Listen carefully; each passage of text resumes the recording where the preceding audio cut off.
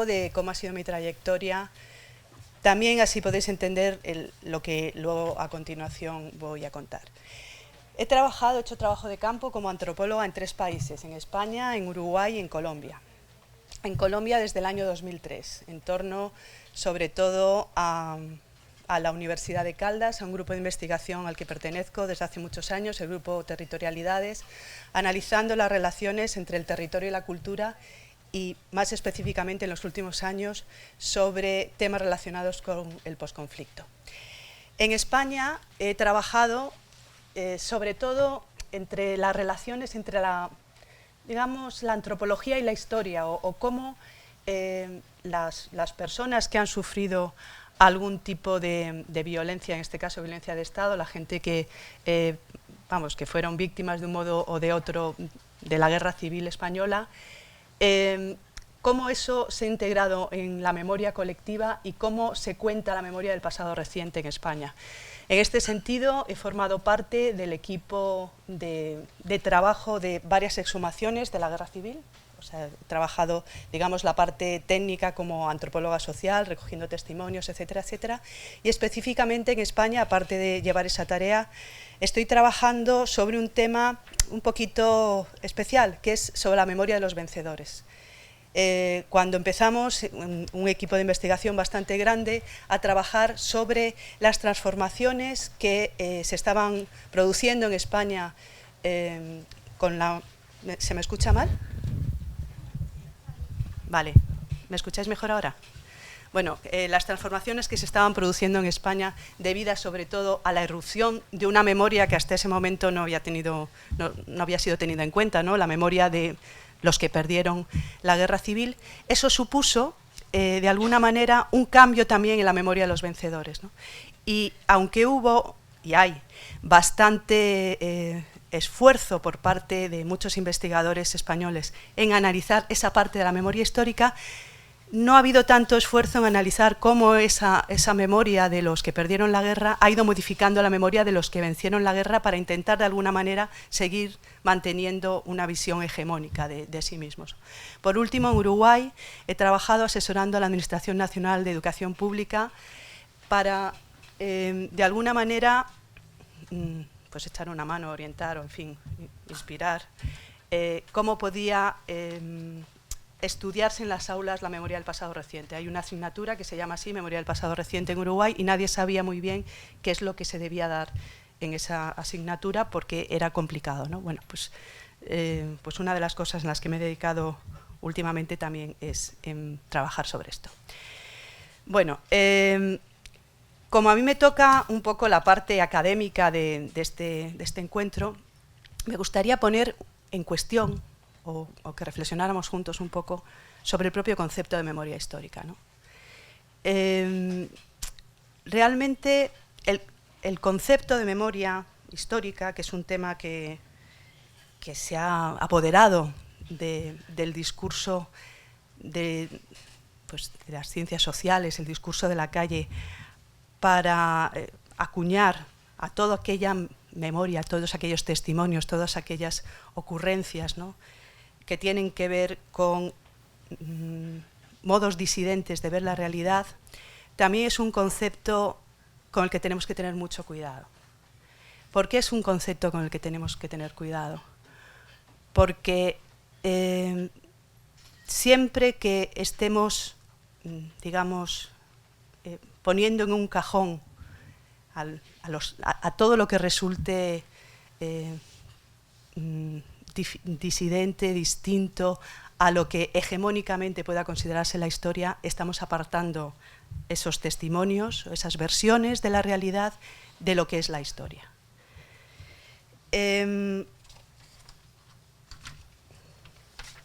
Toda memoria, como sabéis, es una experiencia de carácter narrativo, ¿no? O sea, toda memoria es colectiva, independientemente de que estemos hablando de distintos tipos de memoria, y siempre es colectiva, puesto que se transmite a través del lenguaje, y el lenguaje siempre es colectivo, ¿no?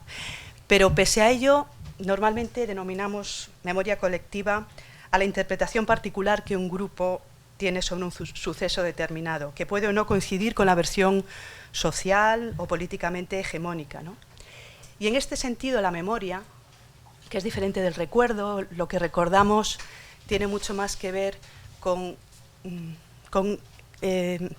digamos, aspectos mucho más individuales, ¿no?, del proceso complejo que va desde el recuerdo a, pues en este caso, la memoria histórica, ¿no? Pues, como os decía, la memoria colectiva siempre es un recurso gestionado colectivamente y por ello siempre necesita un consenso para que pueda fluir.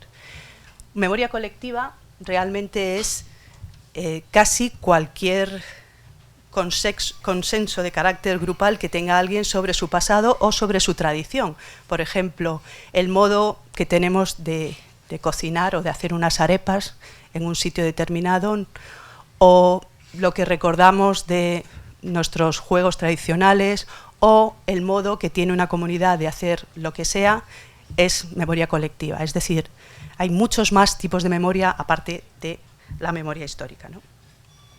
A veces se habla también de memoria cultural, cuando estamos hablando de una transmisión organizada de conocimientos que lo que quiere es fortalecer una identidad grupal, ¿no? Entonces, cuando estamos hablando de memoria cultural, en torno a esta memoria cultural siempre surgen una serie de rituales, siempre hay archivos, museos, etcétera. Siempre surgen una serie de relatos más o menos míticos, más o menos religiosos, más o menos consensuados, digamos, a través de textos, etcétera, etcétera, ¿no?, que permiten que una comunidad se explique a sí misma como diferente de cualquier otra comunidad. Las gradaciones en el proceso de recordar, ¿no?, o sea, el paso de ese recuerdo, que es de algo que casi es como un sueño, ¿no?, que tiene que ver con el olor de la tierra, o una serie de mecanismos de tipo sensorial que de alguna manera nos evocan una imagen, hasta la memoria cultural o la memoria colectiva. Digamos que todas estas gradaciones se producen simultáneamente y a veces entran en conflicto unas con otras, ¿no?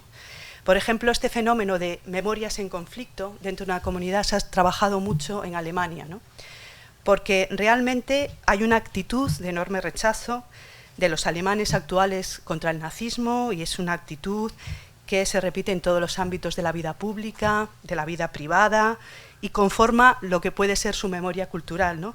Y al mismo tiempo hay una extraordinaria resistencia a reconocer que los padres, los abuelos y otras personas conocidas y concretas con las que se ha tenido una relación cercana hayan formado parte de ese régimen político. O sea, esas dos partes de la memoria, una parte que tiene que ver con lo que también se ha denominado memoria comunicativa, que es la memoria que tiene el grupo doméstico, ¿no?, de transmitir por la historia de su genealogía, chocan de una manera bastante conflictiva con la memoria cultural de un país. Esto ocurre en todos los países que han sufrido alguna guerra civil o un conflicto armado interno, ¿no?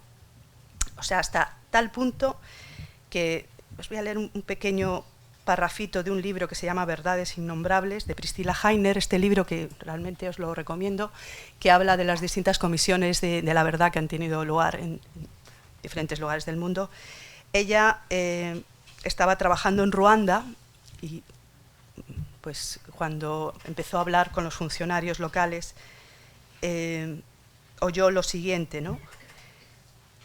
Cada día que pasa podemos olvidar más, le decían, ¿no? Entonces, claro, ella que iba ahí metida dentro de un proceso de reconciliación, etcétera, de justicia, de reparación, y de pronto los funcionarios le dicen eso, ¿no? Cada día que pasa podemos olvidar más.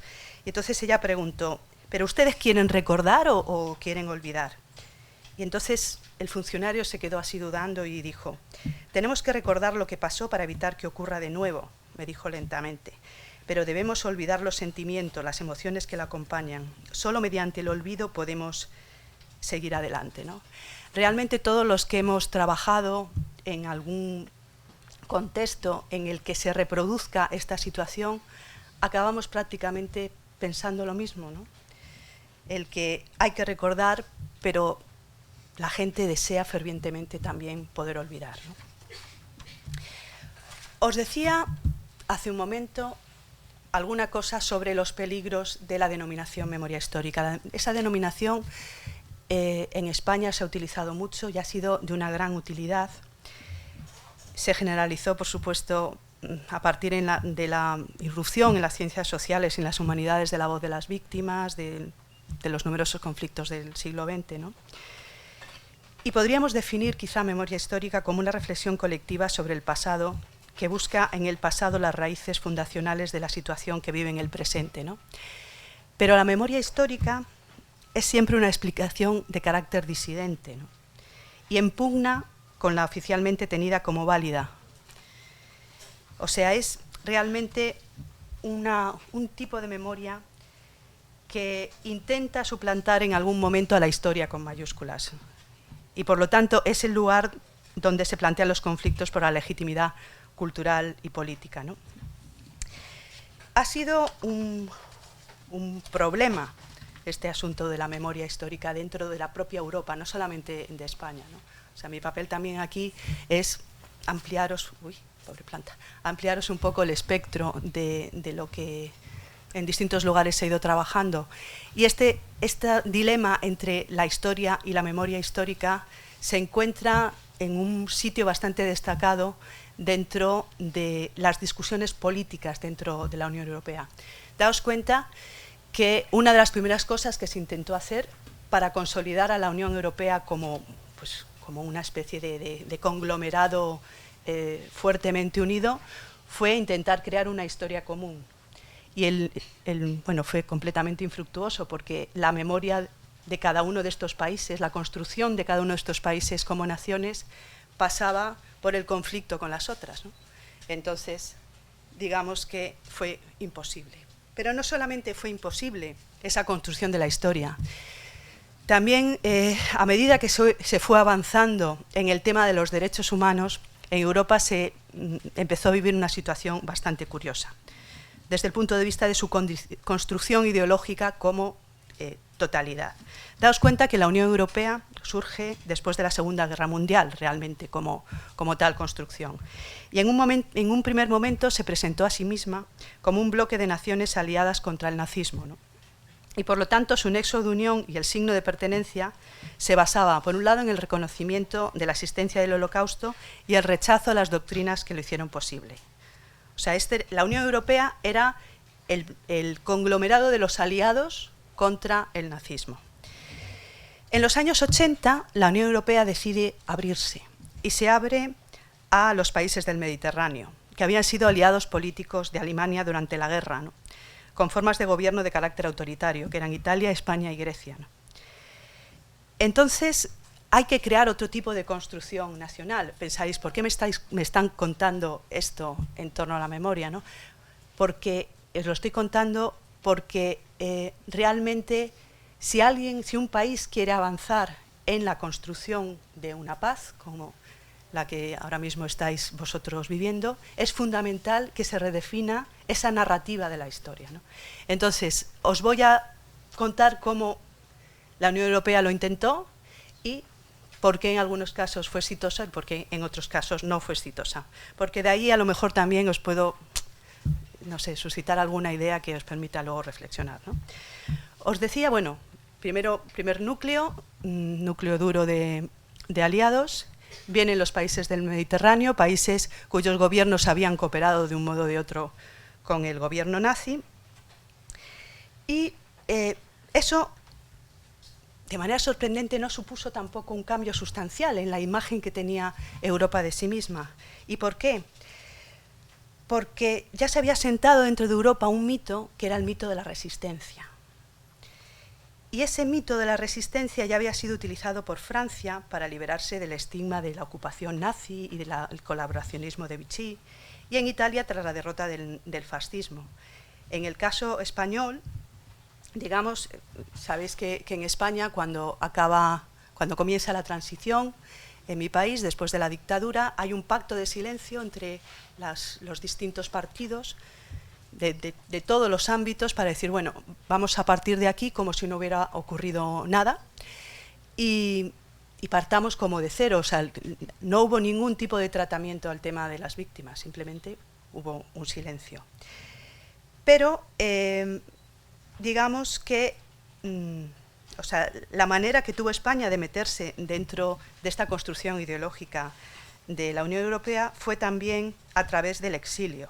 O sea, empezó a decirse, claro, en España, aunque digamos que había una dictadura militar, pues había gente que resistió y hubo gente que se fue y esa era la verdadera España que estaba fuera, etcétera, etcétera. Y además había un aspecto que unificaba esa imagen y era la lucha contra el comunismo, por decirlo de alguna manera. Todos esos países que habían sido aliados del nazismo de Alemania, de pronto se fueron redefinidos como, bueno, todos somos un conglomerado contra Rusia, por decirlo de alguna manera. Pero ¿qué pasa cuando las repúblicas, las antiguas repúblicas soviéticas se reunifican en la Unión Europea? Pues que es necesario volverse a inventar la historia otra vez. Es necesario rehacer ese marco de carácter general y la manera que lo hicieron pues fue de una manera bastante complicada, porque, claro, los héroes de la patria de estas repúblicas que se estaban extinguiendo de la antigua Unión Soviética eran bastante parecidos a los nazis. Eran gente que habían luchado contra los comunistas, ¿no? O sea, perdón, que eran gente que veía el comunismo como algo, sí, que habían luchado contra los comunistas y eran bastante pronazis. Y por otro lado, claro, la comunidad judía que estaba también en Europa se negaba a pensar que cualquier asesinato de tipo masivo que se hubiera dado en Siberia, etcétera, etcétera, era exactamente igual al Holocausto. En definitiva, que se tuvo que llegar a un consenso también que equiparaba los crímenes del comunismo totalitario con el nazismo, en tanto que también provocaron asesinatos masivos. Esto supuso grandes discusiones dentro del propio Comisión Europea, hasta el punto de que hubo partes de esta comisión que salieron de allí airadas pensando que, bueno, que esto estaba pervirtiendo la verdadera esencia de Europa. Por último, en 2006, surge la reclamación por parte de varios grupos políticos españoles de que el franquismo sea considerado una doctrina autoritaria y que se incluya también dentro de este amplio paraguas de crímenes totalitarios. O sea, que esté por un lado los crímenes nazis, que esté por otro lado los crímenes comunistas y que esté por otro lado los crímenes franquistas. Llegados a este punto, aunque la reclamación fue aceptada, la Comisión Europea ha tendido a ser prudente en lo que se refiere a la apertura, digamos, de nuevos nichos de victimización, ¿no? Entendiendo que a partir de un determinado momento los problemas que afectan a un solo país deben ser resueltos dentro del propio país. Es decir, aunque esta consideración entra en conflicto con la defensa universal de los derechos humanos, abre una brecha en el frente común ideológico que defiende la Comisión y a partir de ese momento pues, se corta la baraja, como decimos en España, y ya se deja de trabajar en este tema de la construcción ideológica. Realmente, en el tema de la memoria hay un aspecto bastante importante, que es el aspecto de que os comentaba antes, de que la memoria es un recurso colectivamente gestionado y por lo tanto hay gestores de memoria, hay instituciones que son gestoras de memoria, ¿no? Las universidades, por ejemplo, son instituciones gestoras de memoria, pues, por ejemplo, se han creado organismos de carácter estatal para construir la memoria, gestionar la memoria. También las familias son gestoras de memoria. Y entonces, según estemos hablando de unos u otros gestores de memoria, según el poder político, simbólico que tenga cada uno de estos gestores de memoria, la historia se contará de una manera o se contará de otra manera, ¿no? Os comento recurrentemente este asunto de cómo se construye, cómo se cuenta la historia, porque me parece que en este caso, en el caso de Colombia, es bastante relevante. En las investigaciones que estamos haciendo en la zona del eje cafetero sobre estos temas, cómo se cuenta las comunidades, la gente en las veredas, a sí misma la historia de su pasado reciente, ¿no? Y cómo contrasta esta con la que se encuentra en los libros de texto, nos hemos dado cuenta de cosas que son verdaderamente notables, ¿no? Hemos visto, bueno, estuvimos analizando manuales utilizados, en ese caso en la ciudad de Manizales, para el estudio de la historia de Colombia, manuales de noveno, ¿no? De varias editoriales, y nos dimos cuenta de algo que me parece que es importante, no sé, destacar, ¿no? Lo primero es que existe ahora mismo aquí un mayor consenso sobre la reconstrucción de los hechos puntuales que sobre los procesos, ¿no? Porque la reconstrucción de los procesos obliga a una interpretación ideológica y señala culpables, señala causas, señala motivaciones, y por lo tanto es muy diferente en el espectro de manuales escolares que analizamos, el punto de vista y los hitos destacados en uno y en otros, ¿no? Cuando íbamos por veredas, por zona rural, preguntando, y aquí la historia de lo que ha ocurrido, cómo se cuenta, lo que nos decían fundamentalmente es que ellos no tenían manuales, y entonces que cada maestro contaba la historia pues como la sabía o como se la habían contado. Y de hecho que la enseñanza de las ciencias sociales era uno de los estudios más impopulares desde el punto de vista de los maestros, porque era el más expuesto. O sea, realmente es mucho más fácil dar clase de matemática que dar clase de ciencias sociales. En este caso os contaré lo que ocurrió en España. Cuando acaba el franquismo, estamos hablando de los años 70, la transición en mi país se suele considerar que es finales de los 70, principios de los años 80. ¿Ocurrió esto también? Ocurrió que era necesario escribir la historia de otra manera, pero era difícil hacer ese consenso. Entonces, lo que se decidió, en general, en estos manuales escolares, porque daos cuenta la enorme responsabilidad de esos docentes que tenían que escribir esos manuales, ¿no? En lugares en los que, bueno, pues la guerra pues había hecho mucha mella en las comunidades, ¿no? Pues lo que decidieron fue que todo lo que pudiera ser un poco, digamos, conflictivo, se quedara en los ejercicios de los textos. Es decir, cuando se estaba estudiando historia y se contaba, bueno, aquí hubo una guerra civil, etcétera, etcétera, el ejercicio era, vete a casa y pregúntale a tu abuela o tu papá cómo vivieron ellos la guerra, ¿no? Entonces los niños se iban a casa, los papás les contaban, los abuelos les contaban, y no había ningún tipo de responsabilidad por parte del docente. El docente simplemente era un receptor de lo que los niños les venían a decir, cada uno en su lugar, ¿no? Y con esto, de alguna manera, se descargaban de la responsabilidad de dar el peso, o sea, el paso, no el peso, de dar el gran paso de explicar la historia, ¿no? A medida que la democracia en mi país se fue afianzando, fueron, de algún modo, los escritores de los manuales escolares perdiendo el miedo a contar algunas cosas, ¿no? Perdieron el miedo, por ejemplo, a contar pues, lo que había supuesto de pérdida para la mujer en derechos, etcétera, pues los problemas que había habido, los fusilamientos en algunos casos, el exilio. Había temas más populares que otros, porque había temas que, bueno, de alguna manera se podían tratar de un modo más, iba a decir agradable, no es esa la palabra, ¿no? Pero bueno, que hubiera un mayor consenso social para hablar de ellos. Pero había temas que de alguna manera habían desaparecido, y esos temas son los que tenían que ver con la memoria de los vencedores, ¿no? O sea, con ese intento tan grande que hizo la sociedad española de aquel momento de reescribir su propio pasado, había de alguna manera convertido en memoria histórica lo que antes era historia. Se había dado un poco el vuelco. Esto no fue bien tomado por esas personas que en un momento habían estado dentro de la élite intelectual y política de mi país. Y ahí, en el caso español, en ese sentido es algo que yo creo que solamente ocurre ahí, ¿no?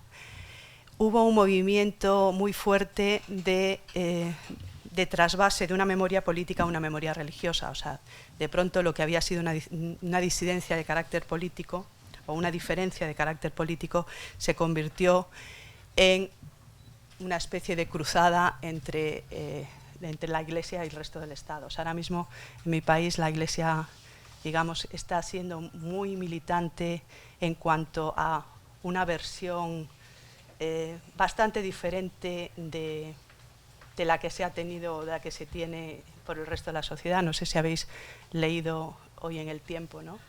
Ese nuevo decreto, aparecía un titular en El Tiempo que ponía: los niños españoles estudian el creacionismo en la escuela, ¿no? Bueno, pues ahora ha habido un movimiento bastante agresivo, sí, yo diría que es bastante agresivo por parte de la Iglesia por imponer una cierta manera de ver el mundo y ver la historia de España frente a otras.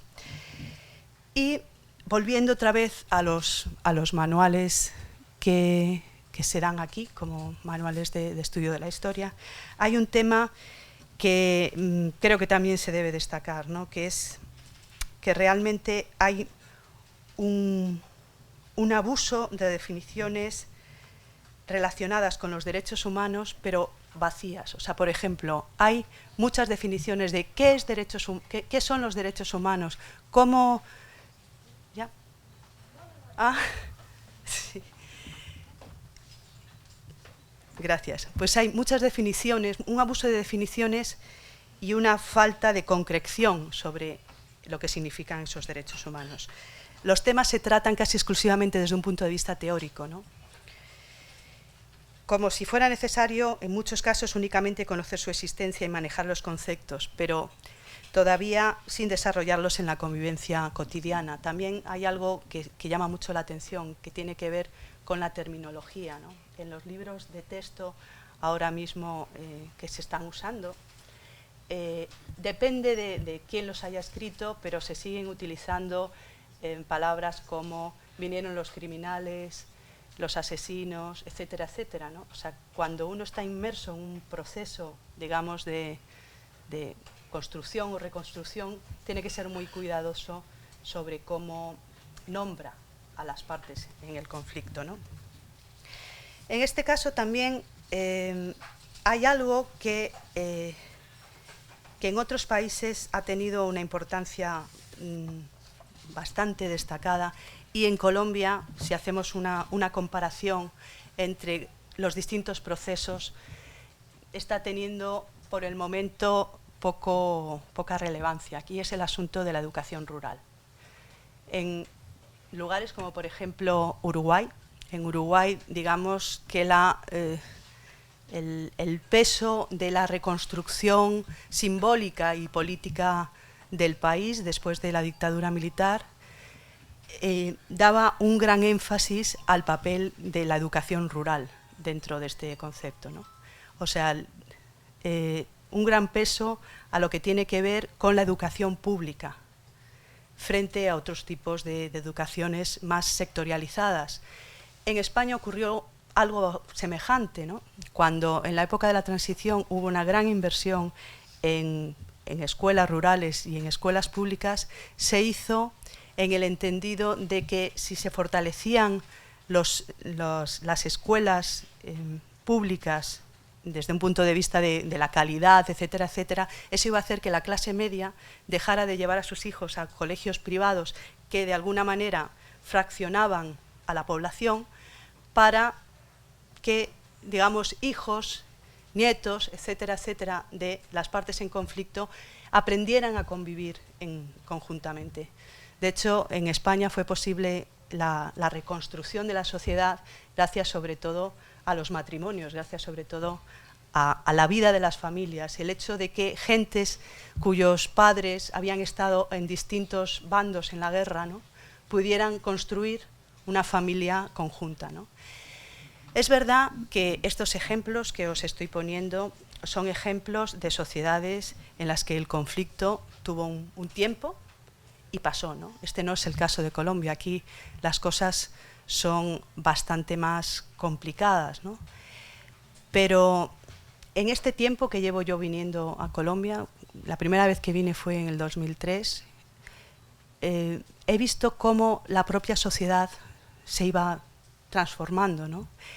Y cuando se hace trabajo de campo en las comunidades, bueno, y vosotros mismos, eso es algo que se puede ver de manera bastante evidente, ¿no?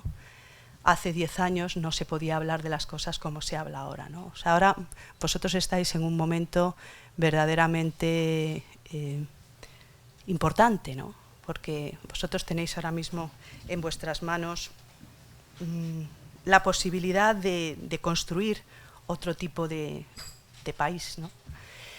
Por eso yo creo que tenéis que ser conscientes de que la tarea que os toca a todos como ciudadanos es una tarea en la que nada de lo que haga, o sea, que todo lo que vosotros vayáis haciendo, sobre todo la gente aquí en la universidad, ¿no?, tiene consecuencias. Cada uno de los actos que hagamos tiene una consecuencia inmediata, mueve la sociedad, mueve el mundo, ¿no? Entonces, tampoco se puede actuar de una manera excesivamente vehemente, ¿no?, porque alimentamos una espiral que es difícil de frenar, ¿no? Yo no sé... 5 minutos. Bueno. Un comentario muy chiquito al respecto de algunos aspectos que las investigaciones que hemos llevado a cabo aquí en Colombia hemos ido viendo, ¿no? Realmente hay un problema que me parece bastante importante también y que tiene que ver con, o sea, es una consecuencia, yo creo, directa de esto que os comentaba, de la falta de visibilidad o de esfuerzo en reforzar la educación rural, ¿no? Y tiene que ver con que para muchas gentes, digamos que los avances de la ciudadanía o el considerarse ciudadano está estrechamente vinculado con el considerarse víctima. Es decir, hay muchas personas que solamente a través de los procesos de victimización han visto cómo, de alguna manera, derechos que eran fundamentales de cualquier ciudadano de Colombia, de pronto les eran reconocidos, ¿no? Entonces, yo creo que eso es un problema a la larga, puesto que si vinculamos esos dos aspectos, ¿no?, la ciudadanía y la victimización, puede ocurrir que haya muchas personas que no quieran dejar de ser víctimas para seguir siendo considerados ciudadanos. Por lo tanto, vamos, por supuesto, yo, en fin, lo que yo os pueda comentar es solamente un punto de vista de alguien que ve los procesos desde fuera, ¿no?, porque yo vengo, veo y os comento, ¿no? Pero me parece que o se refuerza a nivel de infancia y juventud, y sobre todo en el terreno de lo rural, la conciencia de la ciudadanía, o es muy difícil que pueda prosperar un proceso de paz aquí en Colombia. Porque el ser una víctima es un aspecto, si queremos, coyuntural, es un aspecto que hay que superar cuando lo que queremos hacer es reconstruir un país. Uno es una víctima, adquiere unos derechos de restitución, unos derechos de justicia, unos derechos de reconocimiento, pero por encima de ser una víctima, uno es un ciudadano. Y pareciera, en algunos lugares, sobre todo pues en las veredas más alejadas de los corregimientos, etcétera, etcétera, que esta consideración de ciudadanía no es tan obvia, ¿no? O no es, uno cuando nace, no nace ya siendo un potencial ciudadano, ¿no? Y eso es algo que desde mi punto de vista se debe reforzar desde la educación más básica, porque daos cuenta que ahora mismo la escuela es la única institución de este Estado que está en todas partes. Es el primer lugar donde todos los niños de este país se encuentran con una representación de carácter estatal, ¿no? Y eso hay que aprovecharlo para difundir ideas y hay que aprovecharlo para crear ciudadanos, que es, yo creo, lo primero que tiene que hacer un Estado libre, ¿no? Bueno, yo creo que paso ya la palabra al siguiente. y continuamos luego si queréis. Gracias.